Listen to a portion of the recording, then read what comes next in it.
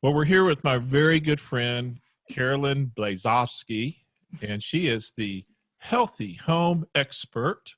And I called her and I said, please, please, please, I beg you, come talk to me and my listeners, and let's talk about how to make your home healthy with COVID-19 and really kind of everything. Because, now they're saying, Carolyn, that when you are going to the grocery store and you come back, it's on your clothes and it kind of gets in the air, and you are a expert in actually air purification in the home. That's right. And our company has the ability to test for COVID on surfaces.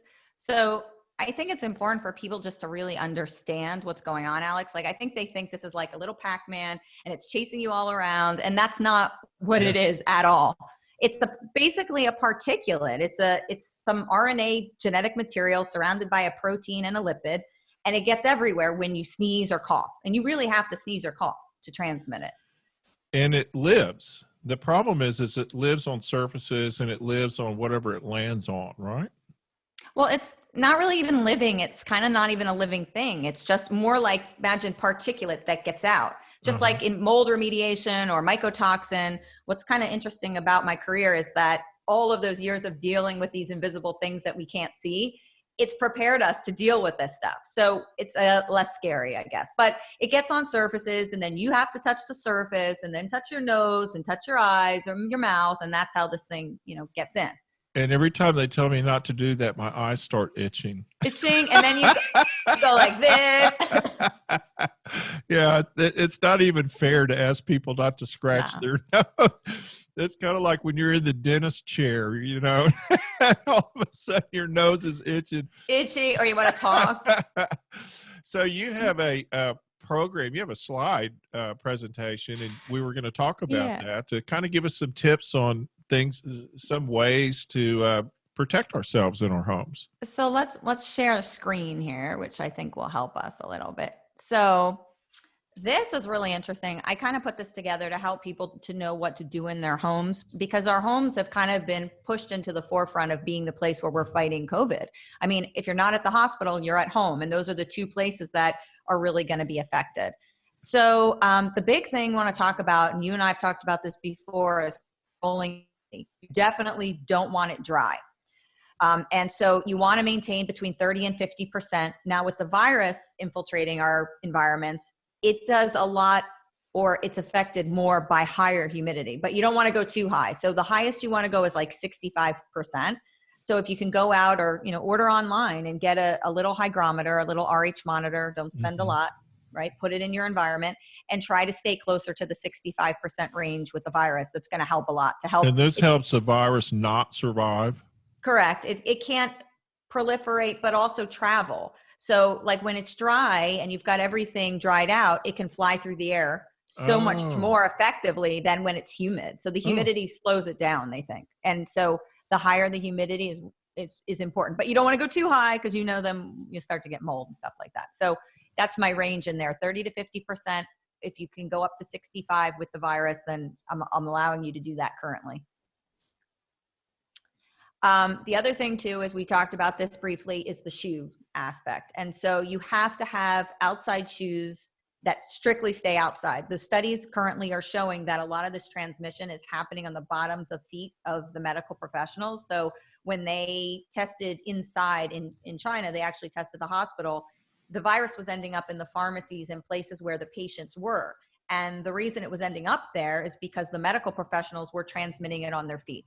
Wow. So that just shows you, when you sneeze, this goes 6 meters. So it goes on the floor. And most of us, when you do sneeze, you kind of bend down, at least I do. So then it gets on the floor and you track it on your shoes. So what do you think about that? That's fascinating, actually. So outside shoes only. Don't wear your shoes if you go to the grocery store, if you go out to, whatever, you're going to run an errand or something. Don't wear those shoes back in the house. Keep outside shoes outside and inside shoes inside. Very interesting. And then toilet lids, keep them shut. That's it. Down. And I always give a shout out to Toto, because Toto makes this crazy good toilet, which is, you've probably seen this because you are in the building industry, but the toilet that like shuts on its own and Yeah, you can yeah. like look up to music. It's crazy. Yeah. Looks like it's going to eat you when you're walking towards it. Oh my God, but it's amazing. But that's what we need when that bowl, when the bowl starts to do its thing, it launches fecal matter up into the air. So that's why you always don't want to keep your toothbrush by the toilet in Right, general. right. So now we know that this virus is in feces, which I don't like to mention while we're talking, but it's there.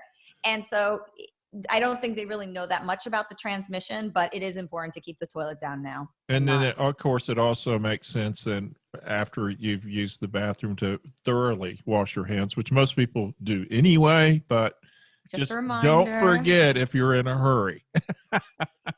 And use the alphabet. So when you're washing, I mean, my trick is, count the alphabet, A, B, C, D, F, G, and soap and water. The surfactant is always important because it helps to break. And you might know this, like if you've ever put a drop of water on a slide, you know how the water kind of sits in the ball and doesn't move. Well, when you have a virus and then you have a ball of water next to it, they butt up against each other. It's called surface tension. So it sits up against it and it won't permeate into the virus. So what that surfactant does is breaks down the wall and allows things to enter into the virus to kill them, whether it's sanitizer or whatnot. So it breaks that surface tension. So that's the big reason we use soap and water to help, get rid of things. I never knew why. I just knew I had to, or I would get in big trouble. Yeah, it has to do with that surface tension. I've learned this crazy stuff, but that helps propel, I think, to kill the virus and make it less viable. So hydrogen peroxide is an interesting chemical because, of course, we always, when we were kids, we just put it on our little cuts and it fizzed up and it was kind of cool. It didn't really hurt that bad. Yeah, it's good. We like that. It also, what I like about it is now you can't use it on porous surfaces or surfaces where it's going to take out color like wood and things like that. But for sinks and bathrooms and toilets, it's wonderful. You can leave it. It doesn't leave any chemical residue behind, which I like from a chemical standpoint. And you can add a little surfactant to it in the bottle, and that will also help deter and kill the virus as well. That's helping to break all the surface tension and help everything to get into the actual virus itself. So yeah, hydrogen peroxide is great. We've been using it in mold remediation with biologics for years, and it's safe for your family. And then UV technology. Now, is that the same thing as just going out in the sun? No, actually, it's a good question. A lot of people think that UVB and UVA are what works to kill a virus. And I think in some capacities they do. When you open your windows and you allow light in, just natural light will actually kill like 50% of the bacteria that's in the space. But UVC is an actual technology that works against viruses in particular and bacteria. If you look at the picture up in the left-hand column, and you see on the slide the phone going into that device, that's called phonesoap.com makes these devices, which are UVC technologies that are fantastic. I've got 3 of them in the home, and I've also got a bigger one that's you can put your laptop in, the remote controls for the TV, all this great stuff. And that fits in, and then it shuts, and it UV lights your phone and allows to kill, it kills all the bacteria and virus. It's fantastic. That thing's awesome because I honestly, I worry about my phone and all these things that you really don't think about at all because you're just so used to using them all day. Exactly. And your keys and your credit cards, anything you use. I purchased this back for Christmas for gifts for people. And it was not in anything having to do with COVID-19. It just happened. And I found that everybody that I gave one to did not get sick for the winter. I mean, not even a cold. And I have to say, I think I attribute it to these devices. Very interesting. They're great. So that's phonesoap.com or any UVC application. There's wands you can use now to kind of go over surfaces that, maybe you can't clean. The remote controls good, the doorknobs, phones, anything you're kind of, going outside and inside. So check out UVC technologies. And then we can talk about water, turning up the water temperature on your water heater. If you could tell people about where they can turn it up on their water heater, that's great because we need to be over 140. Well, yeah, of course, on your water heater, there's a little control valve on it. Now, this is funny. Our water heater is in a closet in the house, and all of a sudden, I wasn't getting hot water, and I couldn't figure out what was going on. I could tell that the water was only getting warm from the pilot. And I thought, okay, the water heater's about to go out. Well, it ends up that we had put something in the closet and we had hit that little knob and turned it down. And the way I found out is really funny. I paid the plumber to tell me that. So I called the plumber and said, come fix my hot water heater. And he goes, Alex, you idiot. Anyway, there's a little knob on that hot water heater, and that's how you can adjust it. And you just have to be very careful that you don't make it too hot, That's right. because it will scald you. And if you have kids, but Absolutely. I learned this. I just did a webinar the other day, and the utility companies actually have cards or a device that you can measure your water temperature. I guess it's a free thing from your utility company. Yes. So check that out. And Mm-hmm. those would be great to just be able to monitor. We want to be over 140. Definitely laundry has to be up over that temperature, because now we have a lot of these plastic components in the washing machines, and the bins are plastic. And so if you're not getting hot enough, that virus can actually make it and survive on that plastic. So you want to make sure. And of course, on the newer valves in bathrooms, they have a temperature control setting.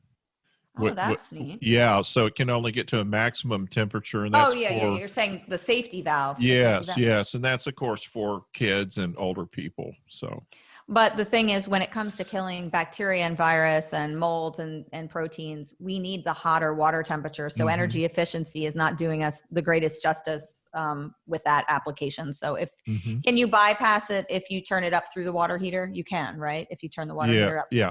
And you can reset it. You don't really have to buy it. You just set it whatever you want it to be, but it's there for your safety. Opening windows and ventilating is my favorite thing, because I'm a fresh air fanatic. I can't sleep at night. Even in the wintertime, I open a window a little bit and get under the electric blanket. And of course, I have to make sure my wife is asleep first.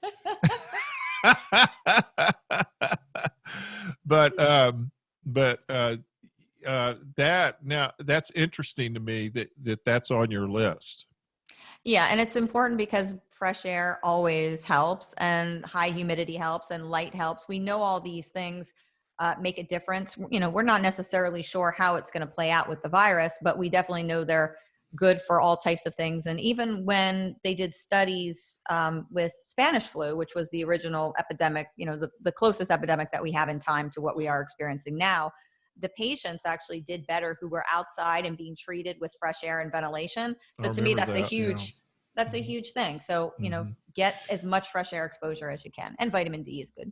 Absolutely. Fresh air is always good. Now, the interesting thing is that in the late 90s, they started encouraging us to build homes that virtually were totally non-vented. I mean, they would only had, I toured houses in New Mexico in the desert. It was a really neat development, but the idea was to have a 100% energy efficient house. And so this builder built these houses where the only windows that opened were the egress windows in the bedrooms. That was it in the whole house. And so you're completely dependent on the air circulation system in the house to filter your air. And that the only problem I have with that is sometimes these little filters, they break down and you don't know it. They're not working until you start getting sick or something happens. You're like, oh, wow, our filtration system isn't working. Oh, and we can look at another slide. When I did this webinar that we just talked about, my argument with energy efficiency and things like that is that these natural things that we need here's a perfect example, to kill bacteria, viruses, natural light, ventilation, too much humidity, causing mold growth and things of that nature. A lot of this is stemming out of the fact that we've gone to energy efficiency. And it doesn't mean that controlling our greenhouse gas emission isn't important. That's not what I'm saying, but you can't take away our lifelines for health in general. So I think we have to revisit that. And I can show you it. I have a slide up, we don't have to look at it right now, but there's a slide that basically shows that in Los Angeles, they were doing a green build, right? You have to get a green building permit to build in Los Angeles. And when they did it, they had to put in custom dormers because they were getting so much moisture coming from the recessed lighting. and that's in Los Angeles where the humidity really doesn't get that high, but the changes in temperature were causing the light fixtures to sweat and condensate. So they had to go to putting dormers in, custom dormers in Well, the and of attic course, space. down here where I am, and you're in New Jersey, I'm in Dallas, and in Dallas, we're in a kind of a odd little zone. We're right on the border of arid or semi-arid and humid. And so we're mostly humid. And what we figured out in the 90s, really 80s and 90s, it started showing its face, was that when we took forced air conditioning and we stuck it in a house and we didn't regulate it, we just started blowing cold, wet air into a house, and some of them were plaster walls, and nobody had any idea what they were doing. They just stick it in there, make people not sweat, because down here that's our problem. Right. And yes, the air quality, all of a sudden, we're building more efficient houses. We're still not adjusting the filtration. And all of a sudden, we've got a major problem with mold and contaminants in the house that can't get out.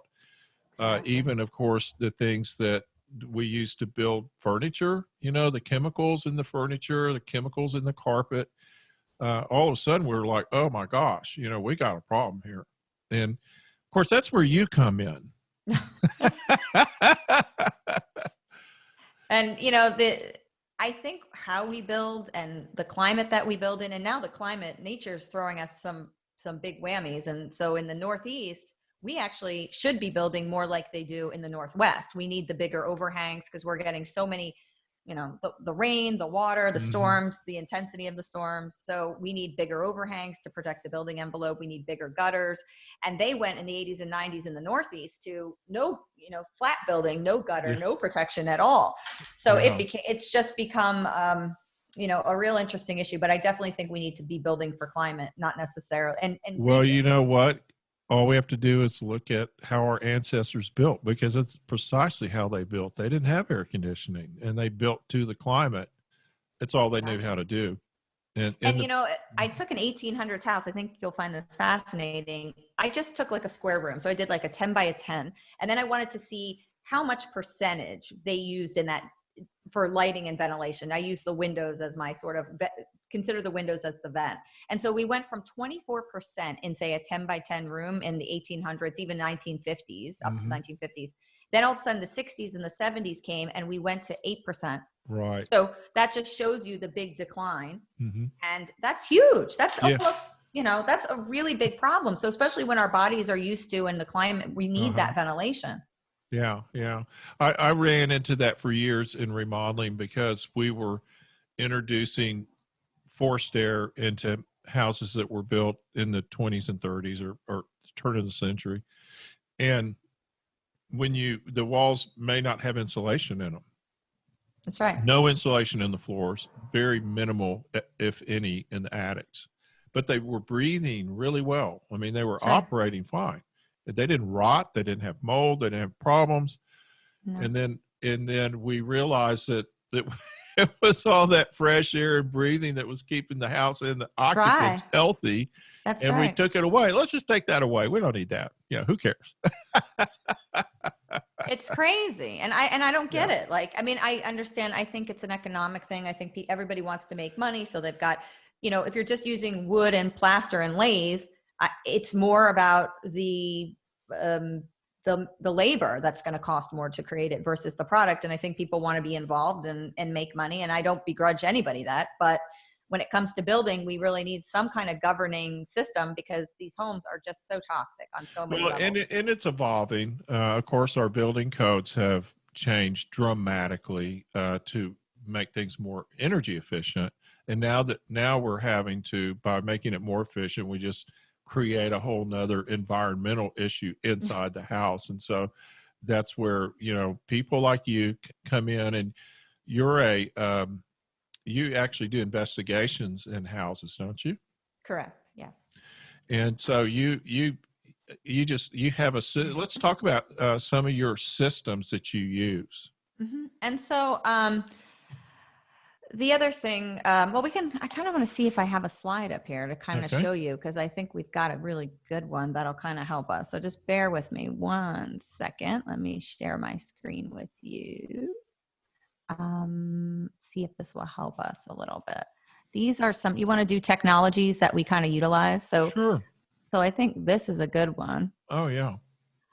So if you can see this, these are some of the technologies that we're finding that, help create a healthy home. And I think there's 3 things, right? It's not just technology.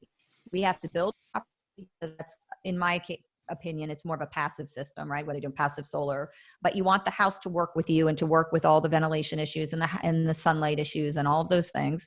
But then you want to use technology in those areas where you can't, where we have to manipulate things, or maybe we can't build the way we want to, then we have technology. And then the third thing we have is education to make sure people understand, you don't want to be bringing toxic things into the home. Once the home, and you and I, we've had this discussion on your show before, once the house is built, you don't want to make it toxic with everything that comes into it. The furniture.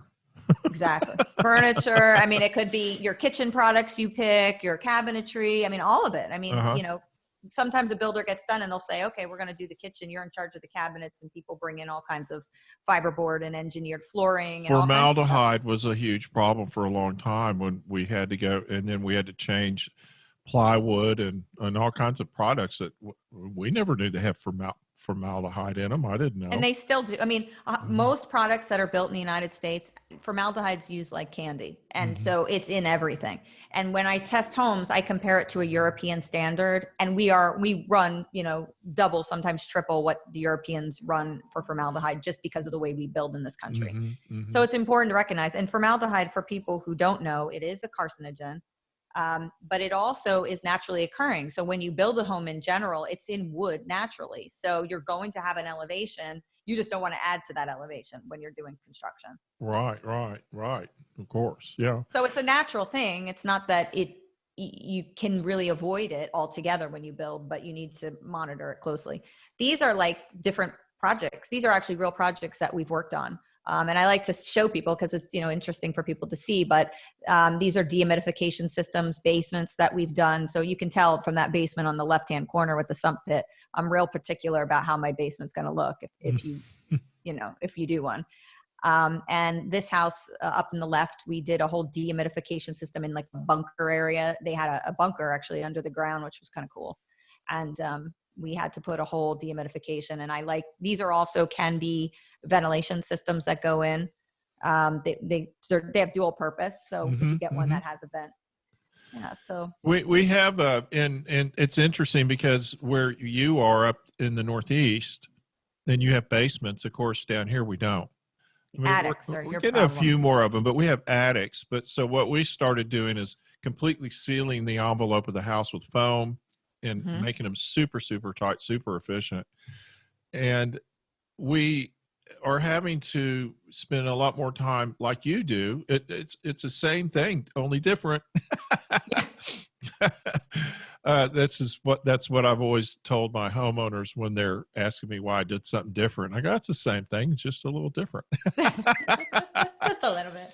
And but it's for the same reason. It's to control the humidity. So we might put a dehumidifier in. We might actually add humidity in some homes because our AC systems have become a lot more proficient, a lot more efficient, and they do a lot of that air modification also in the system. So it's a science, and it is. It's a balancing act, like you say.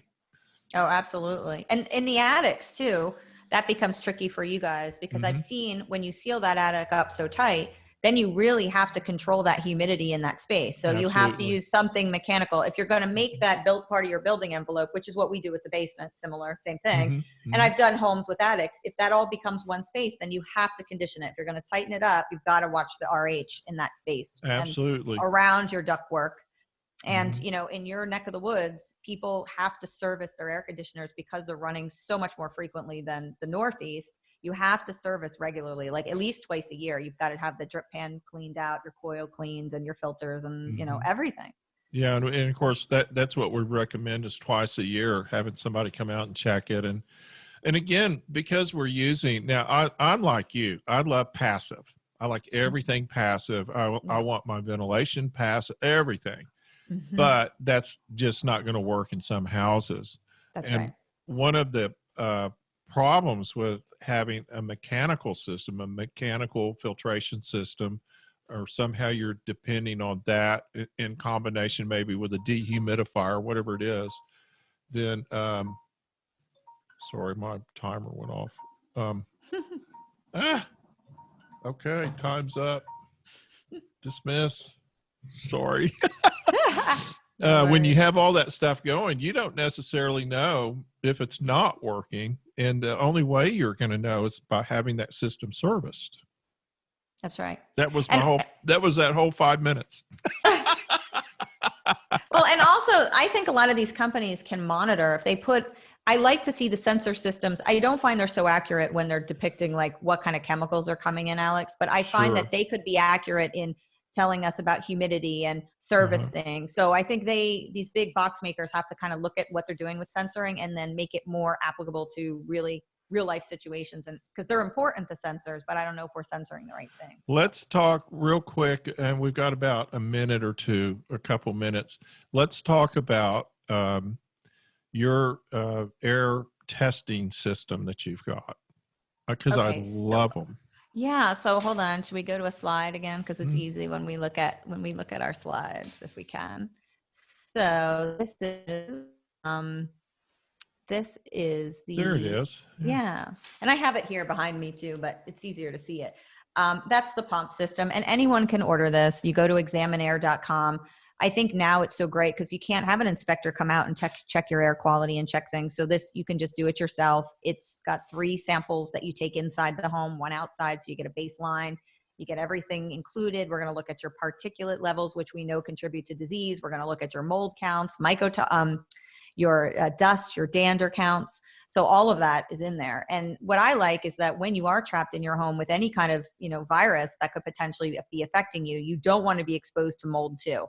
I definitely think we'll find that, people who live in moldy houses, their immune system's suppressed from mold. So that doesn't help when you have to fight a virus. Mm-hmm. So this is a great time to just, do a kit, and you can order it yourself and do it around your house, and you'll have the results within a couple days. Well, more and more people are ultra sensitive to air quality. I have right. clients that are just, really petrified of us coming in their house. I don't blame them. And stirring up the dust and they've got their whole families, the Yeah. kids, everybody is super, super sensitive to these allergens. Yeah. And this seems to me to be the perfect solution to at least knowing what's in there to help you know.